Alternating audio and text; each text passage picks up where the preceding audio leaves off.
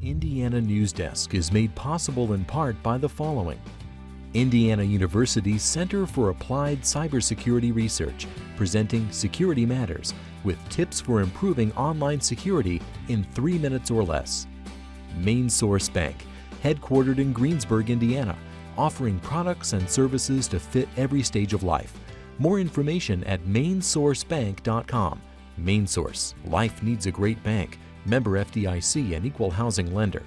Smithville Communications, serving southern Indiana with high-speed fiber gigabit internet. Smithville Fiber Gigabit Technology. Tap the power. And by WTIU members. Thank you.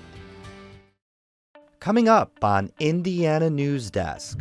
I see a lot of communities that their main source of grocery shopping is a Dollar General or Family Dollar or even the Speedway gas station. There are more food deserts in Indianapolis than any other place in the country. The impact that has on communities and how residents are banding together to improve access to healthy food.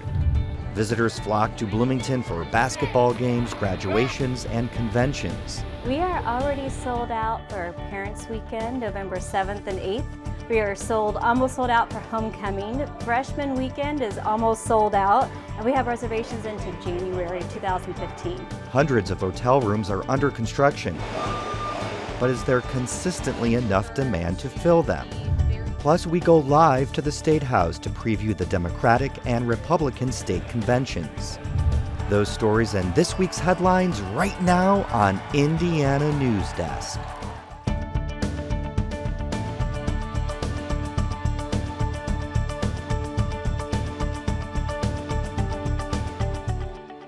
Hello, I'm Joe Wren, and welcome to Indiana News Desk. The Democratic and Republican state conventions are being held this weekend. There, party members will nominate candidates for statewide offices and vote on party platforms. To tell us more about what we can expect leading up to the general election, our State House reporter, Brandon Smith, now joins us from Indianapolis. Hello, Brandon. Hey there, Joe. Let's start off by talking about the statewide positions. What seats are open and who are vying for nominations? There are 3 statewide positions up for election this year: Secretary of State, Auditor, and Treasurer. Now, there are Republican incumbents for Secretary of State and Auditor. That's Secretary of State Connie Lawson and Auditor Suzanne Crouch. They'll be opposed on the Democratic ticket by Marion County Clerk Beth White and former Deputy State Examiner Michael Clater, who was actually the first certified public accountant to run for Auditor. But the Treasurer seat is an open one. Democrats have chosen a former Illinois lawmaker named Mike Boland, who only moved to Indiana a couple years ago to run for that seat. The Republicans are going to face a nomination fight at their convention between 3 people: Kelly Mitchell, who currently works in the Treasurer's office, Marion Mayor Wayne Siebold, and then financial advisor Don Bates. Now, we had primary elections earlier this month, and some of the races didn't have any Democrats running. So will those seats be filled in time for the November elections? Yes, Democrats and Republicans left some primary seats open. They can fill those with candidates chosen at local caucus meetings, but we shouldn't expect every single race to be contested. Some seats are so secure for one party that they sometimes don't have a challenger. We mentioned earlier that the 2 parties will be voting on party platforms. What do those look like this year? Well, the party platforms usually don't change too much from year to year. They're a statement on what the party agrees is their message on a variety of social and fiscal issues.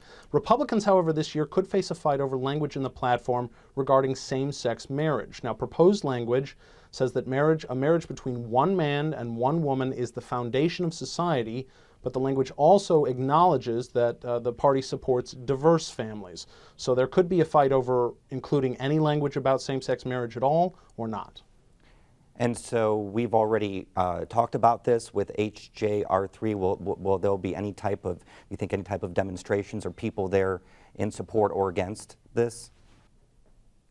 Probably not, to be perfectly honest. Republicans are trying to downplay the fight over the issue, and HJR3 is done for at least this year. It could be brought up in the legislature next year, but it's more likely we'll see it in 2016 because legislative leaders have indicated they might want to wait for court action that might guide what they end up doing with it. Okay, thank you very much, Brandon, and we look forward to your reporting this weekend and on Monday as well. Thanks, Joe. Some people consider it a luxury to be able to go grocery shopping. You've probably heard of food deserts. They're typically impoverished areas where it's difficult to buy affordable or good quality fresh food.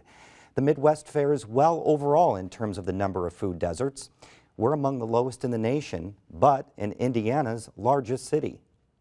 When we say that Indianapolis has an issue with food deserts, we mean that it is the worst in the nation.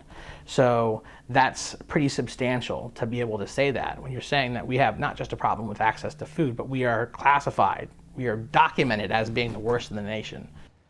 The qualifications for a food desert are 20 to 40% of residents must make 200% or less of the federal poverty level. In an urban area, they must have to travel a mile or more to get groceries. In a rural area, they must have to travel more than 10 miles. Sarah Whitmire explains how community members are mobilizing to make healthy food available to everyone. A large swath of Indianapolis is dotted with food deserts. Residents who live here on the city's east side say on average they shop at grocery stores that are between 3 and 6 miles from their homes. Obviously, when you don't have access to anything, it's frustrating. And so it adds to the day-to-day struggle that people who are living in poverty have to deal with, among many others. Indianapolis City Council member Zach Adamson lives here on the east side. He commutes into the city for work each day and can stop at the grocery on the way home. But many of his neighbors, he says, aren't so fortunate. They don't have cars. They get where they have to go on foot, or they rely on public transportation or friends for a ride. You can probably find bread and milk or juice, but Speedway doesn't have baby formula. Speedway doesn't really have any vegetables. What we find is that, again, when you're financially challenged, you have to try to find the largest bang for your buck, too. Some years ago, there used to be a grocery store on this side of town, but it closed up and nothing came in to replace it. When we're talking about trying to encourage families to move back into our city center, nobody wants to live someplace, especially if they've been living in a burb somewhere where they're 5 minutes from a grocery store or something else. You move back into the city, and that we have to deal with higher crime, more density, and more scarcity. The Indy Food Council, which launched in January, focuses on making healthy food available to everyone. Its Healthy Food Resolution lists the impacts of Indy's high number of food deserts and calls for investing money in communities that are challenged. That could be creating a special taxing district to encourage grocery stores to move in. Grocery stores use a lot of criteria. They have enough density of population per square mile. That is what the grocery stores are looking for. Because they are lower income, that's not as desirable. Because that one grocery store did fail, that sort of is something that's not as good. Stone conducted a neighborhood study in the Northeast's Meadows community. Lack of healthy food has been a problem here for as many as 4 decades, Stone says. Most survey responses indicated the need for a grocery store with healthy options. They identified certain foods like organic foods being available and higher quality meats and fruits and vegetables. So they were quite concerned about not only the affordability but the quality of the food that would be available. And how to prepare it. Many of the survey respondents expressed an interest in cooking classes. Making the fresh food available is usually not enough. If someone has not been exposed to that fresh food and doesn't know what to do with it, maybe they've seen green beans but they've only seen them in a can, and they're going to be like, what do I do? Is it going to be too much trouble? And just to say, nope, just trim it, stick it in some water and steam it, and there you have it, like just making it, taking away sort of the mystery of it and making sure people understand how simple and easy and how much more delicious it is. There are ways that you can adjust the dough to make it work for your schedule. Young leads cooking classes at the Mother Hubbard's Cupboard Food Bank in Bloomington. She works with a lot of people in poverty, teaching them how to cook from scratch with whole food ingredients. The Food Council is already in talks with agencies in Indianapolis that are similar to Mother Hubbard's Cupboard, that it could then partner with for cooking and nutrition classes. I'm 17 and I'm taking over the cooking portion of my family because my mom's disabled, stepfather's disabled, and my stepbrother is taking on a full-time job at the nursing home, Garden Villa. My family hasn't really bought the fresh ingredients yet so far because we're on food stamps and my mom's a little set in her old ways and she does the grocery shopping, but I'm still trying to convince her that fresh food would be better. Indy's Healthy Food Resolution aims to make fresh food more accessible through a variety of avenues. Grocery stores is one, but there's also community gardens, farmers markets, co-ops. Zach Adamson's neighborhood has raised garden beds, chickens, and a beehive. Residents also have started a co-op. I remember all of us coming together, and many of us barely knew each other, but we all realized that without us taking this action, we were not going to have access to healthy food. Like we said, Indy's Food Council just organized at the beginning of the year. The group is in the process holding community meetings to establish what the real food issues are, and then the council will establish its goals. Now for headlines, we go over to Alex Dirkman, who has an update on this week's top stories. Thank you, Joe. Public hearings for Pence's Healthy Indiana plan are drawing crowds, but few people who are willing to speak. 2 hearings were held this week. It's part of the 30-day public comment period that's required as the state seeks federal approval for HIP 2.0. The plan would provide health insurance to more than 300,000 currently uncovered low-income Hoosiers. The first hearing drew dozens of people, but only 5 got up to speak. They all spoke in favor of the expansion. Health care for all people has been a mission of the United Methodist Church in Indiana for more than a century, and we see this proposal as a continuation of our mission. State officials who attended the meeting say they're not surprised few people are speaking publicly right now because many Hoosiers are still learning exactly what the plan entails. Governor Mike Pence says his continuing appeal helped bring federal aid for 9 more counties that sustained damages in January's winter storms. Last month, the Federal Emergency Management Agency denied Indiana's request for assistance to help recover from the devastating storms. But after Governor Mike Pence filed an appeal, FEMA came through with public dollars for 19 counties. Blackford, Clinton, Fulton, Hamilton, Johnson, LaGrange, Marion, Montgomery, and Vanderburgh were added to the list just this week. FEMA will provide grants that pay for 75% of expenses related to road and utility damages, debris removal, damaged buildings and equipment, and rescue operations. More than 20 counties are still waiting on word from FEMA.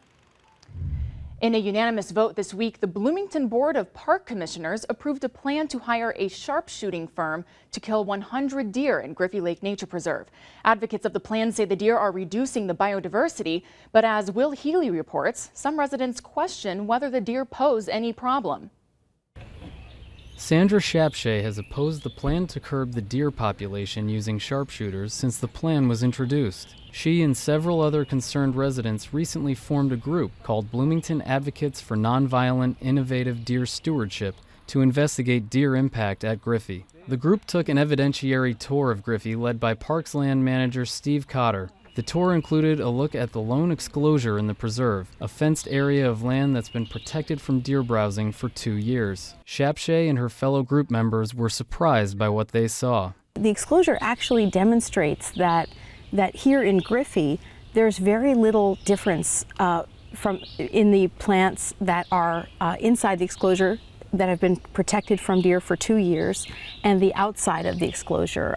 But at a Parks Board meeting on Tuesday, the board members unanimously voted to hire the Connecticut-based company White Buffalo. Parks Board members said that based on the science contained in the Deer Task Force's report, namely a pellet count conducted by an IU biology professor, as well as the impact of deer on Griffey's biodiversity, there was enough evidence to support the culling plan. The shooting will take place between this November and February of 2015. Senator Joe Donnelly says he expects Congress to pass legislation aimed at preventing military suicides sometime in the near future. His 2014 Jacob Sexton Military Suicide Prevention Act was added in full to this year's defense authorization bill, which has been approved every year for the last 52 consecutive years.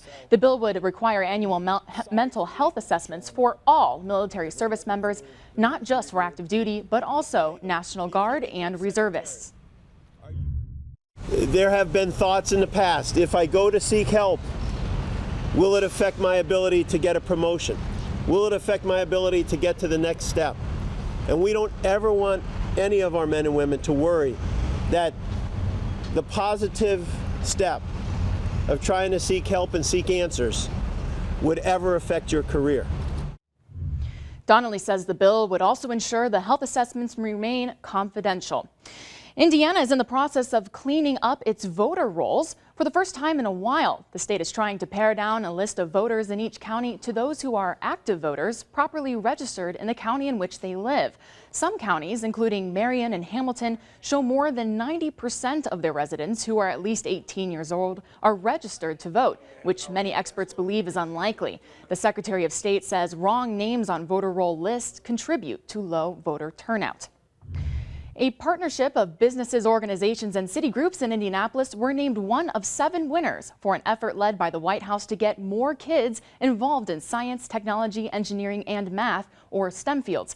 The Indianapolis partnership will share $1 million with the other winning cities to develop mentoring programs between STEM employees and children.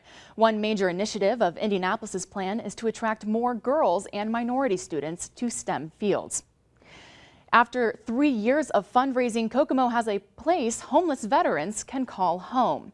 Many organizations in Howard County raised the $3.3 million needed to open Jackson Street Commons this past week. Kokomo Mayor Greg Goodnight says it can house 27 vets. I'm proud to say that it's debt-free, and they actually have all new furniture in the facility, and they have a nice, beautiful facility that I think all of us would be proud to call home for our veterans. Goodnight says Howard County has the highest percentage of veterans in the state. The Family Services Administration will operate that facility. They plan to provide services to help veterans recover and become self-sufficient. Indianapolis is one of the least fit cities in the country. It ranked the 4th worst in an assessment from the physical fitness of the U.S.'s 50 largest metro areas. According to the American College of Sports Medicine, Indianapolis residents smoke more and exercise less than other big cities. The survey also faults the city for a lack of parks and mass transit. Washington, D.C. ranks the best on that assessment. Last month, we told you about Indy's new bike share program, and it's gotten off to an impressive start. More than 13,000 rides were reported in the program's first 4 weeks. There are 250 bikes available at 25 stations around the city. Officials say they're already talking about adding more given the program's unexpected popularity. And the Indiana University baseball team heads into regional play tonight, ranked 11th in the country. The Hoosiers defeated the University of Nebraska Sunday to win the Big Ten Tournament Championship. IU is now hosting Indiana State University, Stanford University, and Youngstown State University for the NCAA Regional. And Joe, they actually play at 7, so really in a half an hour, so got to get going over there. And if they win tonight, they play 6 p.m. on Saturday. Lots of excitement. Yes, it is. Thanks, Alex. Coming up next on Indiana Newsdesk. New hotels are popping up across Bloomington. What city officials are saying about the development and how they hope it will be an economic boost for the area. And a new sport is becoming more popular. It combines soccer with golf. Find out where you can play right here on Indiana Newsdesk. People are looking for more light and less heat. Washington Week viewers are going to get it straight ahead, and that's what they count on us for. When we do these road shows, it not only helps me, but it helps all of our panelists to find out what is really on people's minds. We want to let you know what the information is, and then you decide what you want to think. That's what I think is unique about public broadcasting. There's nothing else like it out there.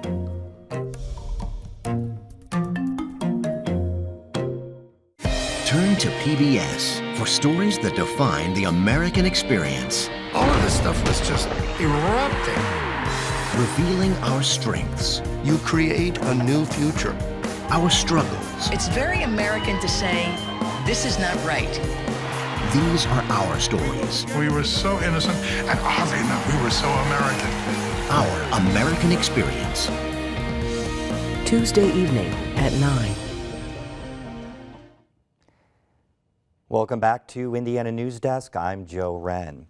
Tourism is a big part of the economy in Bloomington, Indiana. Sporting events, graduations, and conferences pump hundreds of millions of dollars into restaurants and hotels each year. Developers are adding 400 hotel rooms this year, the most Monroe County officials have seen in a decade, to help meet the growing demand. But officials say tourism is far from where it should be, in large part because expansion of the convention center is on hold. Ready? 2, With the snip of a ribbon, the first of 3 large-scale hotels open for business this year in Bloomington. We are already sold out for Parents Weekend, November 7th and 8th. We are almost sold out for Homecoming. Freshman Weekend is almost sold out, and we have reservations into January 2015. Along with the 155 rooms at the Spring Hill Suites downtown location, Candlewood Suites will offer an additional 84 rooms in June. And Hyatt Place Bloomington will open another 172 suites in August. In total, more than 400 hotel rooms are being added this year. White Lodging Management Company is opening the 2 downtown hotels. I think they just see the opportunity here in Bloomington. Long term, IU is growing, Bloomington's growing. As we see I-69 develop and complete, I think we'll see a lot more development in this area too. The Bloomington-Monroe County Convention Center seemed on track to expand, with plans to double its size and bring in an additional 1,000 guests per week. What we find over the years is they're here, they're ready to expand, and they can't wait for us. But after hearing complaints from a number of residents, county council members elected to hold off on raising the food and beverage tax to fund the expansion. This was one project. It's not the answer to everything, but it was certainly a good one to kind of help keep momentum going. So the land the Convention Center Corporation bought on both sides of the current building sits vacant, while Bloomington Mayor Mark Cruzan says they look for a new funding mechanism. We saw what happened with the last proposal, and I've not heard, then there was an effort to go to the legislature for expanding the innkeeper's tax, which I did not really stand much of a chance and didn't. So I don't know what the county is looking at doing right now in terms of a funding mechanism, but I still think it's a downtown amenity. New hotel owners say they're not worried about the convention center expansion and say regardless, there is a need for more hotel rooms in Bloomington. They need hotels. They can't expand if they can't get the business to do so, and they can't get the business to do so if there's not enough hotels in the market for people to stay at. So they're definitely excited at the convention center that they've got another hotel in the market, bring in more revenue, more tax revenue for the city. A recent study showed Bloomington's hotel occupancy rate over the last 11 years was 62%. Hyatt Place Bloomington's Charlotte Tyre says that number isn't low necessarily. In our business, it's all about RevPAR, revenue per available room. So, we look at what those drivers are. Certainly graduation is big, but we can't build a hotel just for graduation. There's other times in the year where it's just busy. There's just high demand for whatever's going on at IU. In that same study, the RevPAR, or revenue per available room, has gone up from about $47 in 2000 to more than $69 in 2010. So Mayor Cruzan says he's not worried about saturating the market with empty hotel rooms. In fact, he says the model for hotel development is changing. The most recent hotel developer who's come to visit with us last week talked about that they're not interested just in hotel use, room use. They're interested in sort of being a community center. And if it's a Kirkwood located hotel, it'd be ideal that you would have amenities in the building, whether it be restaurant, bar, rooftop gardens, things that would be attractive to local residents and not just to out-of-town guests. The hotel proposal that Mayor Cruzan mentioned is planned for Kirkwood and Lincoln Streets. It could potentially add another 140 rooms. The project is up for site plan approval during the Bloomington Plan Commission's July meeting. Well, families can now play a brand new sport in French Lick. Sarah Fenton has more. The new foot golf course at the French Lick Resort and Casino is one of only a handful in the state. Foot golf is a variation on classic golf, but instead of using a club and a golf ball, players try to kick a soccer ball into a hole using as few shots as possible. Foot golf is a combination of both soccer and golf. It's typically played on a golf course with a soccer ball. The resort added the sport to its 9-hole Valley Links course about a month ago.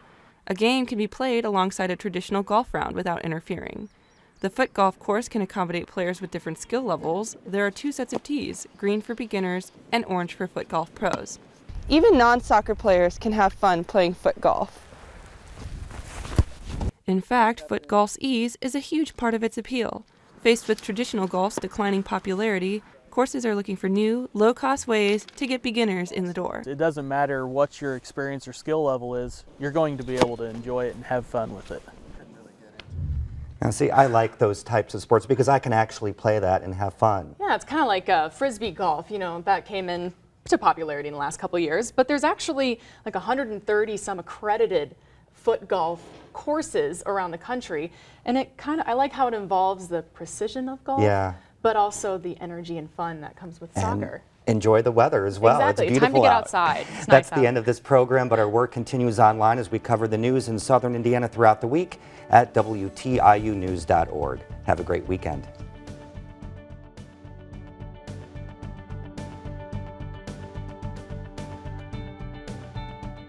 Indiana Newsdesk is made possible in part by the following. Indiana University's Center for Applied Cybersecurity Research, presenting Security Matters, with tips for improving online security in 3 minutes or less. Main Source Bank, headquartered in Greensburg, Indiana, offering products and services to fit every stage of life. More information at mainsourcebank.com. Main Source, life needs a great bank. Member FDIC and equal housing lender.